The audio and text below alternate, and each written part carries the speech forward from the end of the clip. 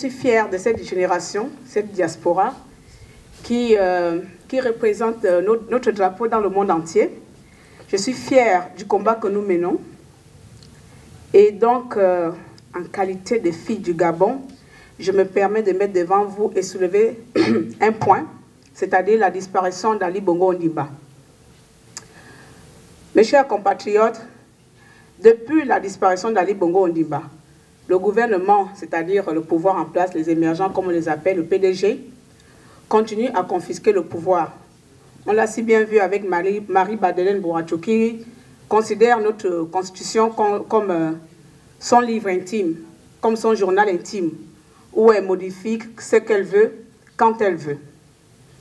Et ensuite, ce nouveau pouvoir a un nouveau visage, c'est-à-dire le visage à la personne de 3M, Madame la sorcière, excusez-moi du terme, Madeleine Bouracho, qui jusqu'à aujourd'hui refuse de déclarer vacances de pouvoir au Gabon.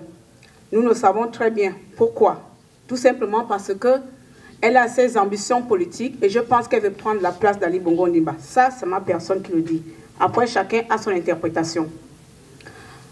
En ma qualité d'activiste gabonaise, m'étant engagée par conscience, m'étant engagée pour porter la voix de ceux-là qui ne peuvent pas s'indigner. Moi-même, je suis très indignée que depuis la disparition d'Ali Bongo Ondimba, nos frères sont toujours incarcérés. On continue d'arrêter nos jeunes compatriotes au pays, sans aucun motif. Tout récemment, on a vu Hervé Mombo qui est passé son jugement tout récemment, où d'après le juge, met en proposition qu'Hervé Mombo doit être condamné pour 8 ans de prison, tout simplement parce que ce jeune homme, cet homme défend sa nation, parce qu'il a eu la liberté de s'exprimer publiquement.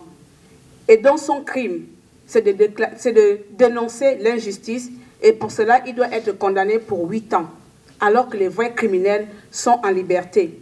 En l'occurrence, monsieur Alianga et autres. Landry Amia est prisonnier depuis longtemps, sans compter de Bertrand Zibi. Aucun jugement.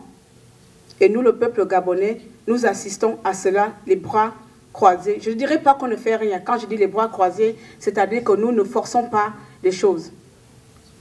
Le choix du peuple gabonais n'est pas toujours respecté dans notre pays.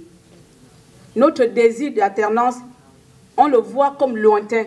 On ne sait pas si c'est accessible.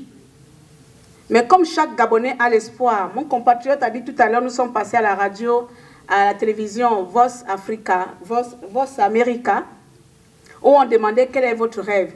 Je dis chaque Gabonais a un rêve, autant que nous sommes. Nous avons chacun de nous un rêve. Même dans nos vies privées, nous nourrissons de rêves personnels, individuels et professionnels. Et le rêve de tout Gabonais est l'alternance dans notre pays. Ce rêve-là, il est lointain.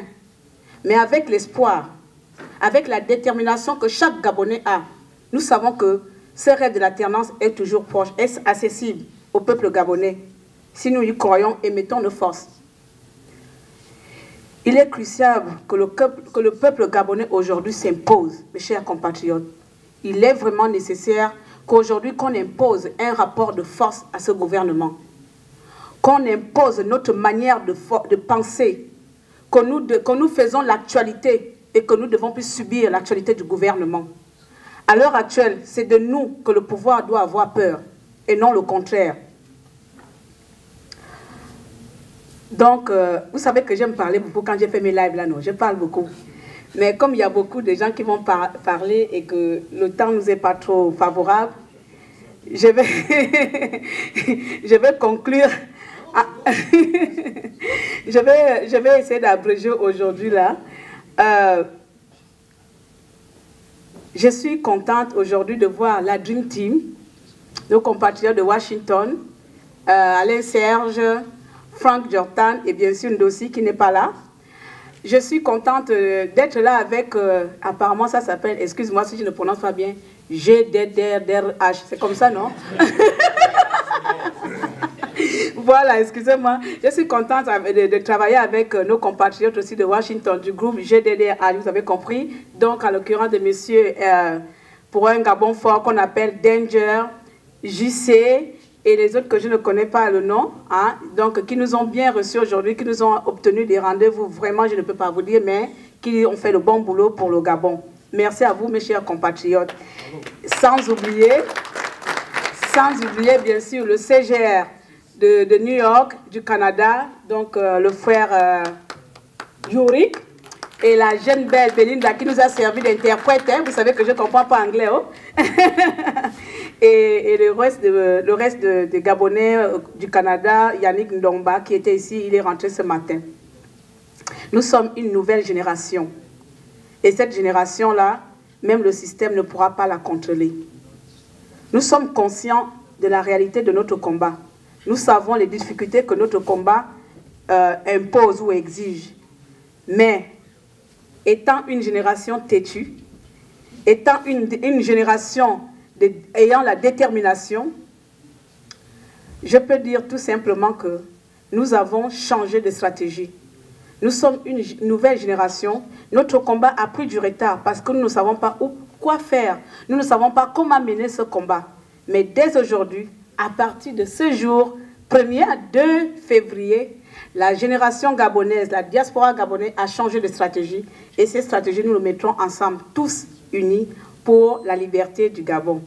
Gabon debout, union, travail, justice, on dit comment. Merci à tous et merci aux États-Unis.